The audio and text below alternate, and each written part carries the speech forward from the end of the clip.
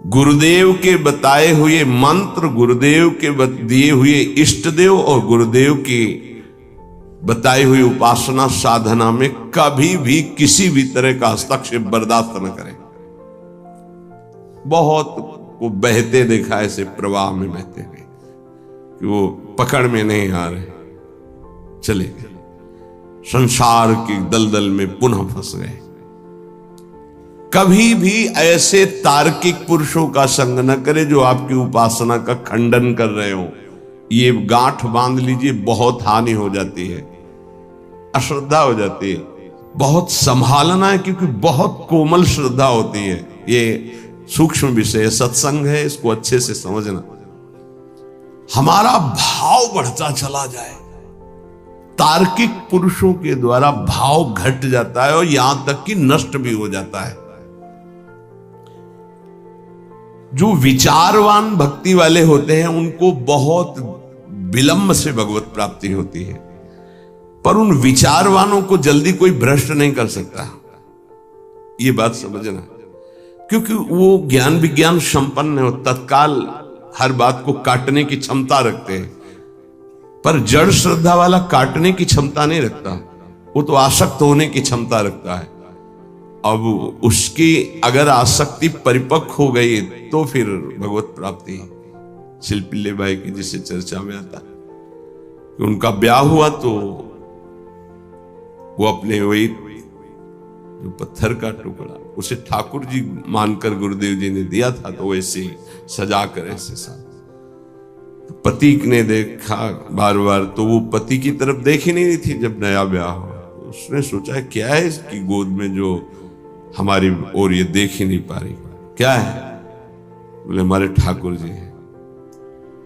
एक नदी पास में थी, लिए ऐसे फेंक दिए कि हमारे और आपके बीच में यही है ना बाधक, फेंक दिया। अब तो प्राण व्याकुल हो गए, मेरे प्रभु। ये देखो, जड़ श्रद्धा है पर आसक्ति प्रबल हो गई, श्रद्धा प्रबल आसक्ति में बदल गई। घर ले गए, ना आंख खोलना, ना बात करना, ना पानी पीना, ना भोजन पाना। जब बहुत विनय की तो आंख खोल के कहा मैं अपने प्राण त्याग दूंगी, एक बूंद जल नहीं लूंगी यदि हमारे ठाकुर जी नहीं आए। अब समस्या है, नई बहू है, अगर नहीं तो फिर प्राण त्याग देगी, फिर वापस रही। तो उनका यदि तुम्हें इतना प्रेम है तो बुलाओ ना अपने ठाकुर जी को। जल में फेंक दिया है, अरे वो पत्थर है, पत्थर का टुकड़ा है, कोई भगवान नहीं, तुमको ऐसे केवल बहकाया गया है, तुम्हारे गुरु ने तुमको बहकाया, कोई भगवान नहीं है वो। तो उनका ऐसा नहीं, आप एक शब्द ऐसा मत बोलिए। और ऐसे बाह करके जे ही पुकारा तो वही जल से निकल कर ऐसे आए और श्री कृष्ण रूप धारण करके हृदय से लगा लिया। जड़ श्रद्धा, जड़ श्रद्धा का मतलब विचार की गुंजाइश ही नहीं, मेरे प्रभु मेरे गुरुदेव बस मेरे सर्वस्व, वहां विचार नहीं। यद्यपि जड़ श्रद्धा सरल भक्त हृदय को भगवान बहुत जल्दी मिलते हैं, जैसे अढ़िया जी का सुनाया था।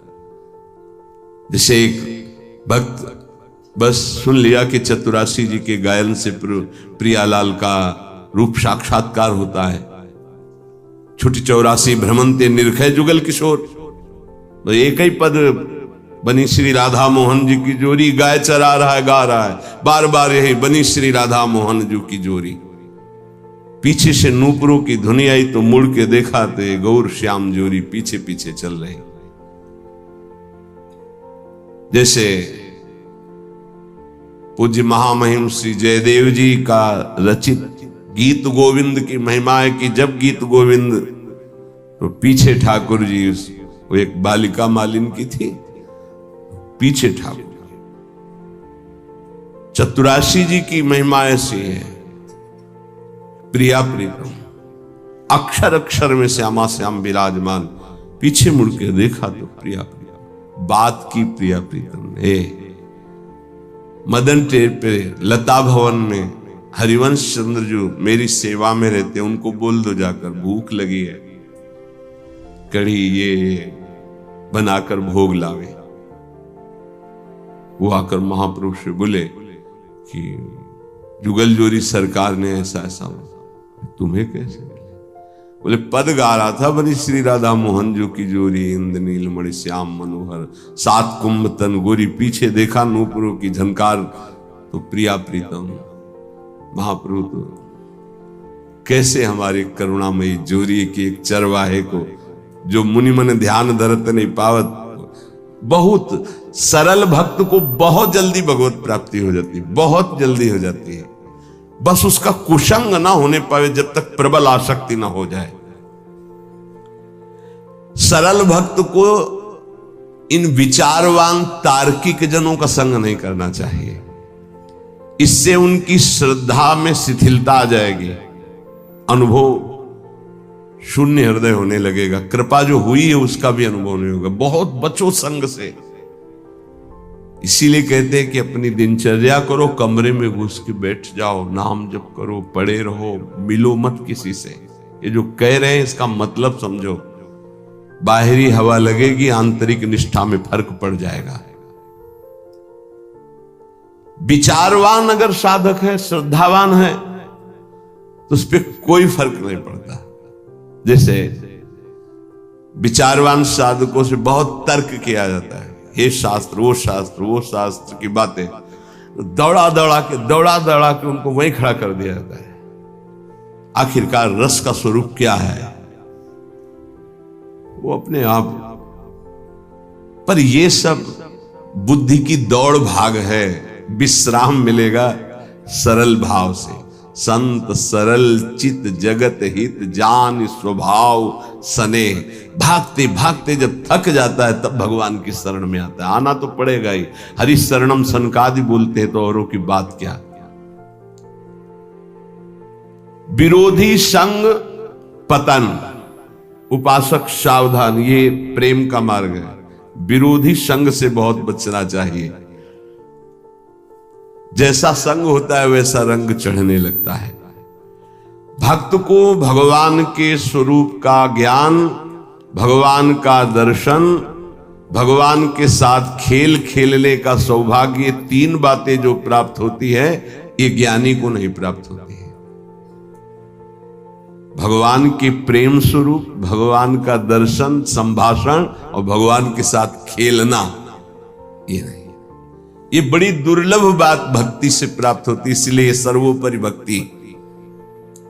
जो भगवत परायण भक्त है उसमें शरीर और संसार की आसक्ति नहीं रहती। देख लो, शरीर और संसार की आसक्ति नहीं रहती। इस भगवत परायणता के लिए हठ पूर्वक बहुत नाम जपा जाए तब ये जागृत होती भगवत परायणता।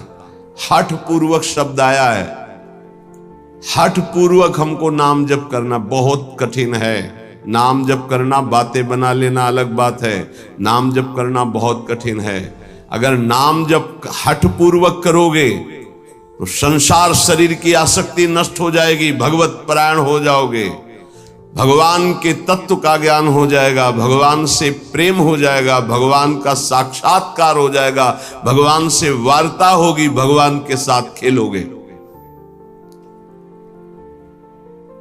जब भगवत परायणता जागृत होती है तो कुत्ता गधा चांडाल जहां दृष्टि जाती वहां श्री कृष्ण दिखाई देते हैं। विद्या विनय संपन्ने ब्राह्मणे गविहस्तनी स्वनी चय सुपाके चा पंडिता समदर्शिना, ये तत्वबोध हो जाता है भक्त को,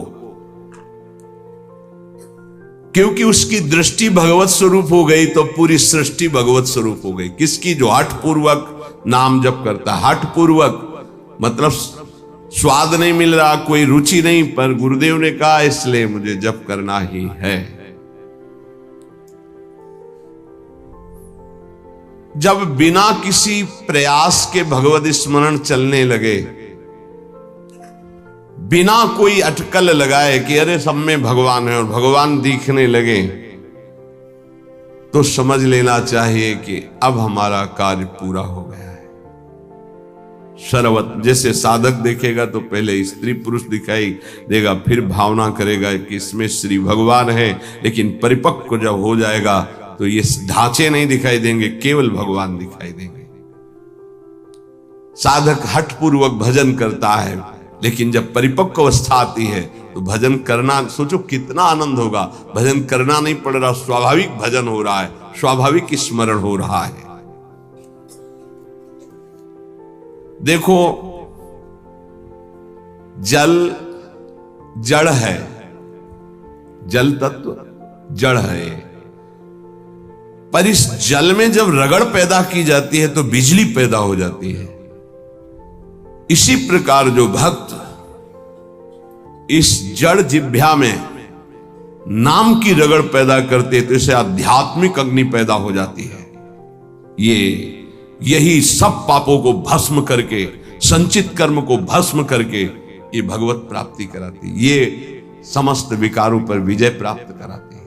जड़ जिह्वा पे जैसे बिजली घर्षण के द्वारा पैदा होती है, जल में जल का परस्पर घर्षण होता है, उससे बिजली पैदा हो जाती है। ऐसे जिह्वा और नाम का घर्षण होता है तो एक आध्यात्मिक शक्ति पैदा होती है जो समस्त कामनाओं पर विजय प्राप्त कराती है, जो माया को पराजित करके भगवत साक्षात्कार कराती है। पकड़ो भाई, बात को पकड़ो। हमारा मन जो चाहता हो करवा लेता, हमें सामर्थ्य